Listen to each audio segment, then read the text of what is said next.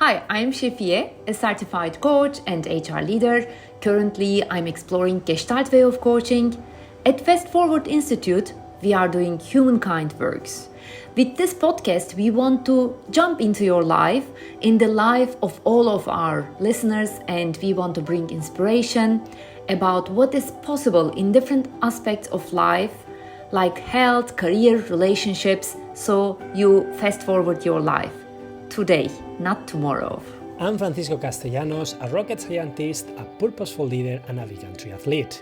And I want to share with you all the tips and tricks I have developed over the years so you can reach your maximum potential in business, relationships, and health as soon as possible.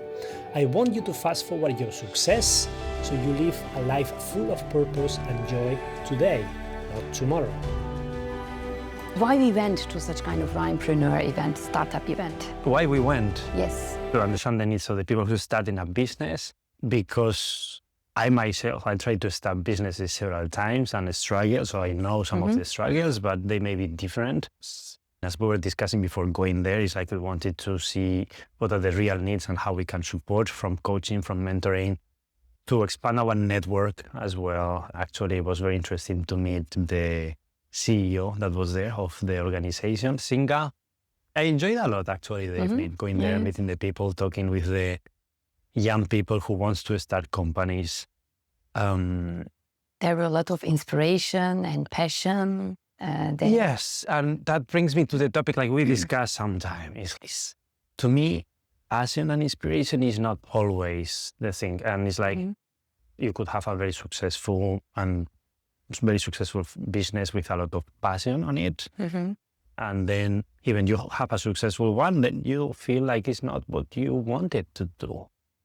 And I think in this society, we say a lot like, hey, do whatever is your passion. But if your passion is not aligned with your values, I don't know if the people have thought about that, but to me, that was the case. And that's why I want to support here. It's like, I love this space. I love to, and I would love if I could travel around the space, discovering new places. It would be like in the movies, it would be great. And I think it would be great if mankind could really explore the universe and discover as well all the wonders, all the mysteries that are out there. And I'm really passionate about the space, but then the aerospace industry I'm working in is not fully aligned with my values. And I don't see the impact I can bring to the people. I don't see as well how that is really helping to have a better world. It's helping, but not the way or the speed I want to do. Is very institutional, is very related also with defense.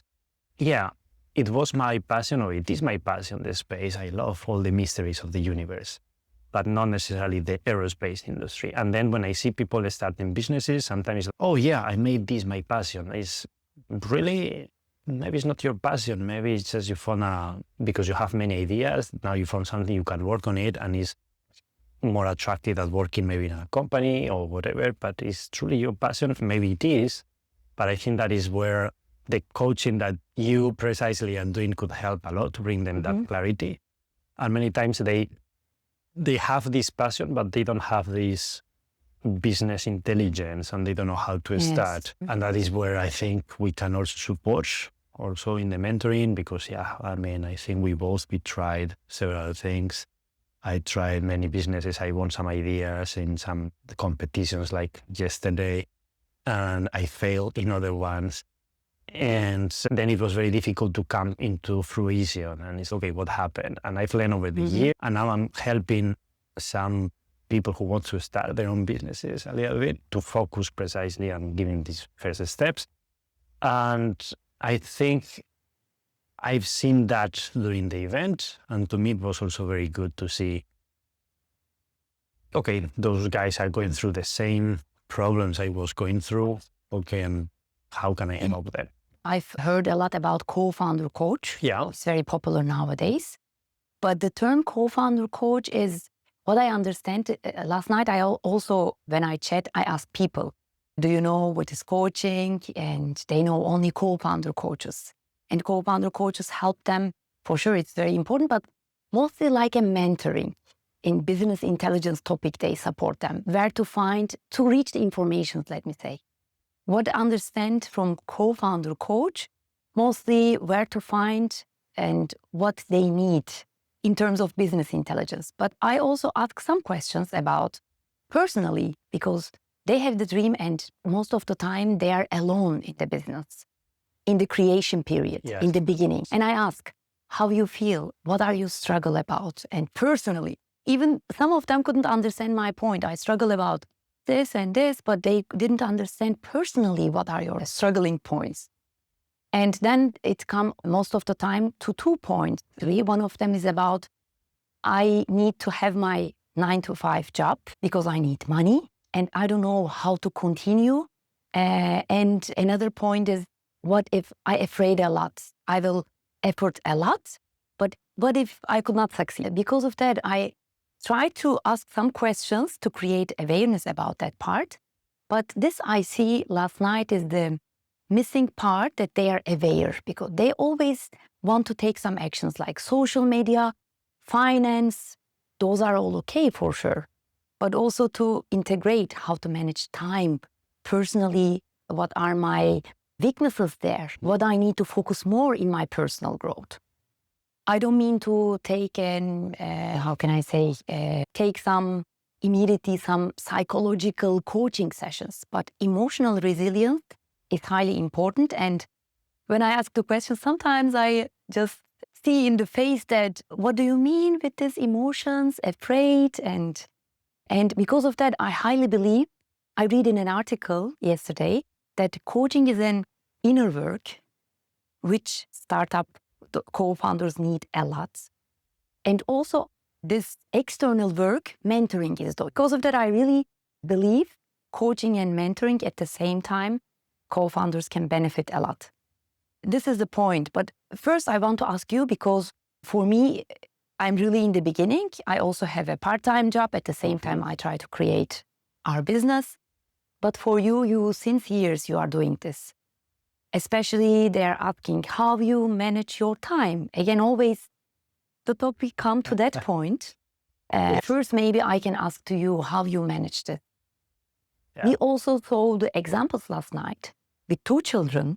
There were some women with 2 children. One of the juries, she was like an entrepreneur as well, but she also have 2 kids, several businesses. Several businesses. Yes, so it is possible. And also at the same time, she has full-time job. Not full-time, part-time, but I can say that she's working also in a company. Maybe we can also invite her to one of our podcasts. I told her actually, I wanted to invite her, but I felt she didn't have a lot of connection with me, so I invited you. I think you exchanged contacts with her. Yes, I can contact her and I will ask her for the women with kids and who are struggling, because I know this is difficult. This is difficult. You're one of them. So you can also tell a lot about time management, especially with kids, which is not my case. Sure, I can tell, but you are doing this since years. Like you try some businesses and since years. How you manage this with your 9-to-5 job? I would say it's going to be always difficult, and it's mostly because we all want to do many things. The most important thing is to learn to say no to something you want to do. Can you give one example? Yes, I had many. Now I'm struggling because I actually now in a period like I'm not saying no to some things because I want to support my family as well on business side, and because it's a difficult moment. So sometimes it's more difficult to say no. So I'm aware of the impact on that. And sometimes it's a tough decision, and sometimes you need to realize, okay, what are you sacrificing? And many people are sacrificing, for instance, sleep. And now on the last few months, I'm sacrificing sleep a little bit. I'm trying not to do it, but it's a conscious decision. And now we have launched, and now hopefully things go better and I can recover. So definitely, I don't recommend anyone to sacrifice sleep unless they consider that it's truly needed. And that's the difficulty is, okay, I want this project to succeed. Should I sleep less? In general, no. Because in the long term, you will become forgetful, you will make bad decisions, and at the end, it will have a worse impact. So at the end is to prioritize what you are going to say no. And sometimes it's like you have many projects at the same time. For instance, at the beginning of the year, I wanted to focus more on our business, and I do triathlon. I like to do a half Ironman, like quite long, not very long, but quite long endurance sport. And at the beginning of the year, I was saying, no, I want to focus more on the business. So I reduced my training, and it was a conscious decision. So instead of training every day or even twice a day, I was training maybe 3-4 days a week. Still, it could be a good level of fitness to keep myself healthy and to keep some level of fitness, but it's a compromise. And I was not feeling guilty for not training. No, I'm doing that because I want to focus on the business. I think this point is very important, because most of the time people are coming to me in the coaching sessions in the beginning. I feel lost. I feel complicated. This is a point that if you do it consciously, then it will not demotivate you, I think. If you say that, okay, in the beginning of the year, I will focus to this. If this is a conscious decision, but most of the time, in my cases, there is no conscious there. They said, I want to do something, but I couldn't. I don't know why. And yes, here, because of that, I want to emphasize the conscious decision. Yes, and that is coming back to what you said before. It's like coaching is helping you with your inner side, with your mindset. And that is basically the root of almost everything. It's like we were saying, okay, this conscious decision is coming from you. Most of the cases, it could be like, okay, you have 3 kids, or the 3 kids are sick at the same time. And then, of course, you are not saying, no, I decide not to attend this one because it's the oldest one. No, you will try to help all the 3 kids, hopefully. And so sometimes you will be forced, to take action on all the ongoing things. But in most of the cases, it's going to be yourself, like saying, I want to do this, and I want to do that as well. And we want to do everything. We want everything. We humans want everything, and we cannot. So yes, the first thing is to bring that clarity on what is more important to you, and the clarity that you are saying no, at least not now, not for the next 2 years, or depending what we are doing, but it's not now. I'm not really doing this. And that is, I think, with coaching, they can get this clarity on this priority and what they are really going to say no, and have someone that is really making them accountable and say, hey, I said no to that, so why are you working on this? And then assess, because maybe really the priorities have changed for a reason. Okay, so they can assess. But definitely, I don't want anyone to feel guilty. If they made a decision, they made a decision. And it's good to stick on it. The other part, like you were saying, is like external. Is if you want to be more efficient, you better learn from someone who did the same or something very similar before you, so you don't make the mistakes those person were doing. And that is when mentoring comes. And that's the thing, for instance, for me, for training, I have my coaches. It could be from books if you want to prepare your training, but it's good in general if you talk to experience and they tell you, and you really need to trust. So again, we go back to the inner self. So I said, to me, the key part is the inner self, because from that, it will depend as well if you follow the instructions of the mentor or not. If you have a mentor and you have a big ego and you say, no, this mentor don't know, I will do it my way, then why do you have a mentor? So if the mentor is telling you, take this step or don't take it, for instance, on training is, hey, I see you are training a lot, step down and say, no, I'm young, I'm doing my job, I can do it. Probably you get it.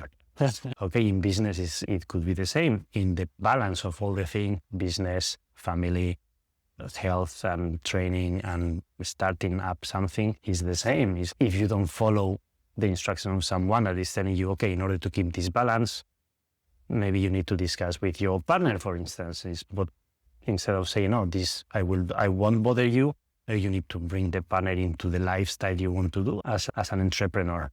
So I would say they really need to make the exercise to know themselves, to gain the clarity what the priorities, and also to check how is the mentality with respect, being open to learn from others who has done the same. Then the second step, okay, how do they find someone as well who's helping them, which is not always easy. So of course we are offering coaching, which is great, I would say, because definitely there will be always a chemistry call. I think, Sophie, you're doing always a chemistry call, see, because having this chemistry is very important. But I think in coaching, you can help, I would say, almost everyone you have chemistry with.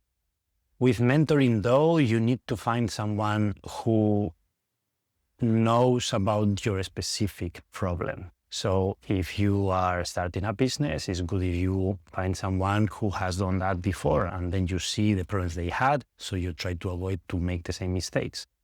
And the more experienced the mentor is, they will know more about mistakes that will help you to prevent. Of course, I'm happy to help them if they want to train, to start up businesses, to do operations. I'm very happy to help on those. And I'm trying to help them to build the network, so we find all the mentors that suit them a little bit better. And finding the right mentor is going to help a lot with this time management, energy management, because it's going to prevent them to go into those mistakes that are going to suck at time. For the time management, to wrap up, actually. Yeah. As you said, really what is needed to, it's okay to have a job, 9-to-5 job. There are a lot of examples out there. And also you need to really focus, consciously focus to a point, to the time, and to say no. Sometimes even it would be difficult. So if you couldn't be okay with yourself, what I understand from you, and take this time for yourself, but define a time period, like this month, it will be difficult for me. Like I have family situation, health situation. In the beginning of the next month, I will start my work. So to not feel this guiltiness and torture yourself. Yes. But I wanted some specific examples because I benefit from you a lot in terms of this time management, because I always looking for, it's possible to manage more efficient. And when I read The Efficiency of Success, your book, there were really some kind of checklist. I like it because I didn't need this coaching. Instead of it, I really need to act. So it helped me a lot, like a checklist. Can you share some specific what to do for especially who are listening us or who are watching us? Generic things for time management? Yes, some kind of saying no, conscious decision about time. So, of course, maybe the people is watching us through social media or whatever, but I definitely, one of the things I believe more people should be saying now is to relax while watching social media or a movie. You can plan it once a week, once a month, I don't know, something that you do consciously, but then you are conscious. If you do that, it's going to impact your sleep, it's going to impact your recovery time, it's going to impact your focus. So yes, you take it like it's an activity that you do for joy if you want it, but it's going to have an impact. So to me, the first thing is like nowadays, even myself, sometimes I find myself like, hey, those guys are doing exceptional good content. And then you're stuck to your phone, tablet, whatever, and that has an impact. So being more conscious about the use they do about the phones. And to me, the first thing I would say is if they don't have a job, they need to be pending on the phone, definitely put it away as long as they want to focus. It could be focused on the family, it could be focused on the sport, it could be focused on the business, whatever. With respect to the phone, emails, we can have many different tips as well. To me, nowadays it's a little bit more difficult because sometimes you need the phone to sign up to, because we have this double verification to go in, which I hate because it forced me sometimes to go to the mobile phone to, hey, click, yes, it's me. Read the messages and... So it's more difficult, but the idea is try to get rid of that so you have the time for what you consider important at that time. And try to avoid those distractions. And as I said, phone is, because you have it with you, I think is nowadays the biggest problem. And what I see, and again, we go to the inner self, the people still justify themselves. It's because I'm relaxing.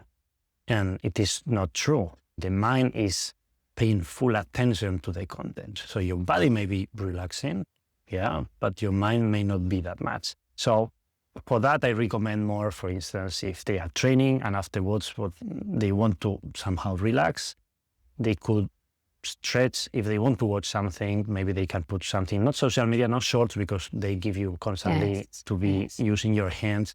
and you could be using your hands to massage yourself, maybe your partner, I don't know, you can try to do other things at the same time if you really want to watch something, which, by the way, I sold my TV years ago, and I watch from time to time movies, but it's still sometimes I get my phone, I got distracted. Damn. And can you share out of your experience what worked? I know this is personal topic, Yeah. but for you, like you really concentrate mindfully. Okay, now I will do this, and later I will do this. Sometimes you are also working in a very, how can I say, serious project. I remember you said, I need to create a program for my work. So consciously I said, I will finish this in a night. How to focus your mind? What helps you to fix your mind to finish this boring tasks? If we have, for example, for me, financial or those technical issues are always boring. Yeah. What do you do to sit for those boring topics? I mean, it's a good question, but I think you said it, I see it. So we all tend to procrastinate, delay things that may be boring, and I think that is natural. But when you see that is still in the back of your mind, is impacting you more. So the thing is, okay, how much is this impacting? So many people say, okay, just focus. You want to work, and then you don't do the laundry, you don't even take a shower. I take showers, it's just an example. But people may say, no, it's because consciously I decide to do that. Yeah, but you also need in that process to be conscious how these other things that you're saying are affecting you, how long you can keep doing that. And with those boring things, it's a little bit of the same. Okay, it's not getting a shower, but it's also, okay, that is still in the back of my mind. Can I focus? Now it's impacting me. And also it could be because impacting you legally, it's impacting you financially. If you don't do your tax declaration on time, you will have some fines. And the voice behind is telling you procrastinate again, and it takes your energy. Yes. So to me, in those cases, I think it's a few days before or the day before, okay, tomorrow I'm going to focus on this. I don't want to do it, but that is my priority number one. So it's usually not the case I do, I'm going to do this now. Like, I have 5 minutes, let's do it. For me, it's more, no, because I don't want to do it. I'm really conscious saying, this is something that is bothering me. It's been too long, I'm not take care of this. So now I sit and I do it. Of course, you can start having the habit, if depending on what kind of the activities are, that if it's easier, you need to consider if it's easier for you to do it in the moment. But most cases, the people is going to procrastinate, even if it's easier to do it in the moment, and then they will have the block.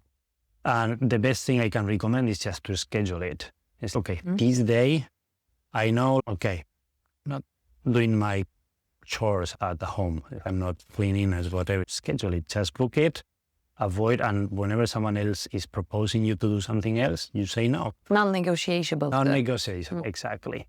And it depends what is up to you. Okay, so for instance, if you don't have problem cleaning your house, maybe you don't need to do it. So if I don't do it one day, it's not like I'm going to skip it for a long time. But if you feel like you are really constantly procrastinating, schedule it and make it a non-negotiable. Yes.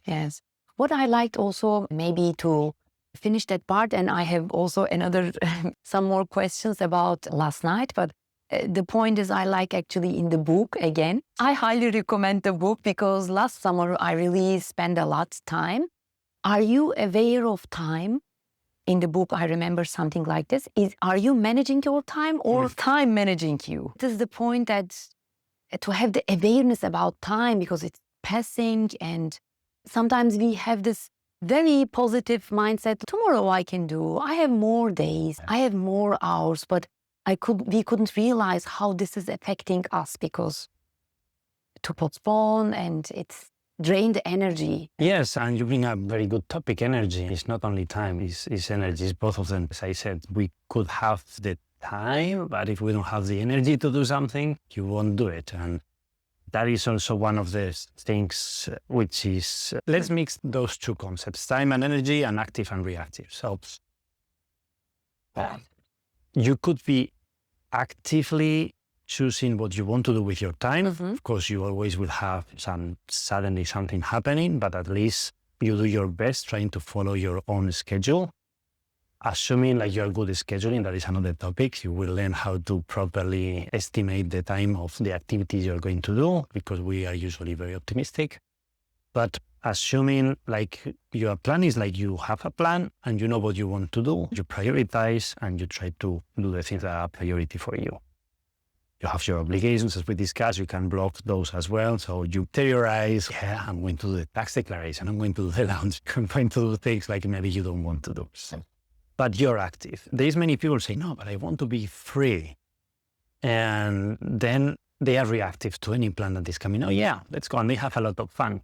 But then they realize... Like in a flow, I like to live in a flow. Yes, which is not necessarily bad, but if you do that constantly, then you're neglecting your other needs as well. What is really important from you beyond having fun and being in the flow? There are other things that we need as humans. You may be neglecting that. So whenever you plan your schedule, to have this kind of balance, let's call it, don't block your full agenda. First of all, because probably you don't manage to do all the activities. But what you do, if you plan, you can plan for serendipity, like for flow. It's okay. I plan to do You can have nothing. flow time also. Exactly. Yeah. So plan for that is, this weekend is planned to do whatever it is, whatever it comes. I highly recommend to make it personalized. Now it came to my mind, like really to get this mentorship, at least even one session. If you have to understand personally what is your pain point in this, couldn't you schedule the time or your mindset? There could be a lot of reasons. And with your mentor, you can really analyze your time and you can find this pain point. Yes. And you can say, actually, within 2 or 3 sessions, let's try. And you can So definitely one of the things, exactly. One of the things I totally recommend is to at least, if you can for a month, would be good. It's very difficult, but try to record all the activities you do. So then you realize I'm not telling to change what you're doing. Write down what you have been doing, more or less. It doesn't have to be up to the second, but to have a feeling of what is important to you, the things that you are really maybe not doing and you wanted to do what you were doing instead, and have an idea of all the things. Then, we will assess this time and see what is really important for you there and what activities were really bringing you value, which not, what was missing, what could have been shorter, what may be longer. Maybe you were not spending enough time with your kids and you're also regretting that. So at the end, life is not easy. It's a little bit complex to have all the things that we want to do and we should do. But that's the other point. It depends as well when you do that. And sometimes you say, no, I'm going to give room at the end of the day, and then you're exhausted. You cannot do it. Yes. So that's why many coaches say, no, whatever is important to you, do it the first thing in the day. It's because of 2 reasons. It's because if you do it before you start any other thing, you avoid getting your phone, you avoid checking on the emails, you avoid any distractions. So before your kids wake up, maybe you have a period of time with no distractions and you can focus on that. But the main point is like, because hopefully you had a repairing night and you will have energy to do that. That's mental energy, physical energy, depends what is your goal there. I have one point here, a caveat is you need to know as well when you have the peak of energy. And maybe you're not a morning person and maybe it's not the best moment. And for me, for instance, I'm not the most creative in the morning. I'm more creative in the evening, at night. But I need to be not exhausted at night. So I need to protect my energy. So during the day, I'm not overtraining, I'm not overworking, so I have enough energy. I'm maybe not starting super late, or starting at 10 p.m. I may start at 6 p.m. But I need to find when to do that activity when I have my peak energy. For training, it could be the same. To me, training is the opposite, and that's when I have the conflict. I like training in the mornings. Let's say I really enjoy more waking up, going for a run in the morning, but then in the evening I'm very exhausted. So if I want to do creative job, I may not do a long run in the morning, or maybe I need to skip it, depending how much I want. Again, conscious decisions. Correct. To know yourself. Exactly. And conscious decisions out of Yes. this. But really, if you work with mentor, because you remember when we first met, I asked a lot of questions like how, why, and then I share some point of mine, in some point I struggled because I have a son and I have family and I was new in Germany. I had a lot of things. And I got very good questions from you. Like I said to you, I try to not sleep and work in 11 o'clock and definitely a very early bird. Yes.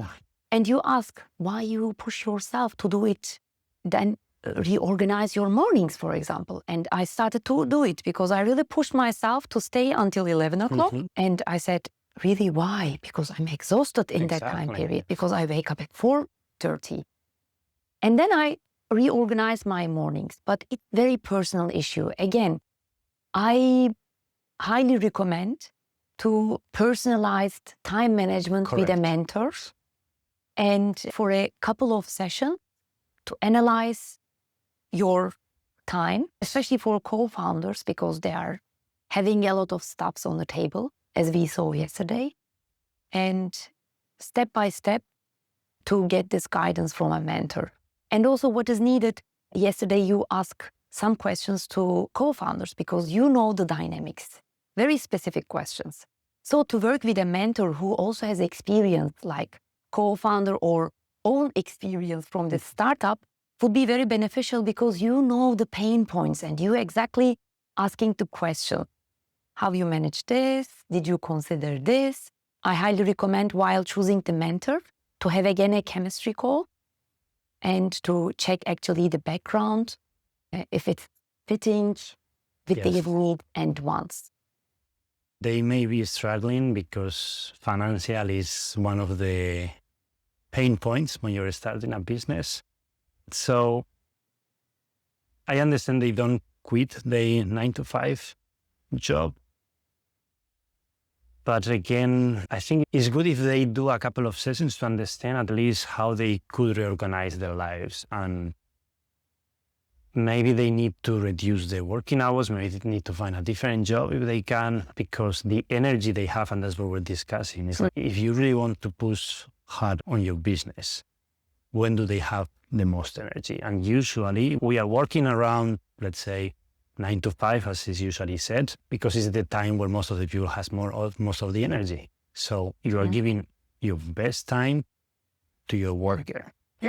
And maybe you could do something different. Maybe you could find something you work in the evenings and you focus during that time, if it's your prime time. Yes. So that is also something I think they should focus. It's good to have a mentor and a coach over your journey because it's an endurance sport. It's longer than any of my triathlons.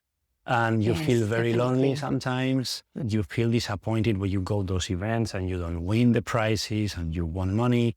And it's very difficult mentally. So definitely having a coach and a mentor during that period of time is great. If they cannot afford it, I recommend them definitely at least to network with other people who's going through the same situations. If they go to these kind of startup events, they will meet with other people, they can connect and they can try to make this kind of network. We are trying to connect them. We're trying to do a network as well. So I'm very happy if anyone joins our network. So hopefully they can talk to the people. What we want to build with the network is to put people who is in the same level, let's say, the same step, and being able to accept the people who is already on the next step. So they can have this kind of mentoring as well. So that's why I would love if they join. But of course, that is going to be a digital network. Maybe they find people that are in the same city or not, but that's why I recommend to go to any founders event in their own city, so they find people they can meet in person. Actually, now it's a long time I don't meet, but when I went to an event, I think 3 years ago, I was regularly meeting with some of the people in Bremen, in Germany, and it was always nice to discuss, hey, how the project is going, how do you feel, how is the family, and we discuss about many topics, and it's always very nice to have people that is in the same environment. So if they cannot afford, because that is normal, financially sometimes they cannot pay for coaching and mentoring, at least they can join the network and they can create their own network of people.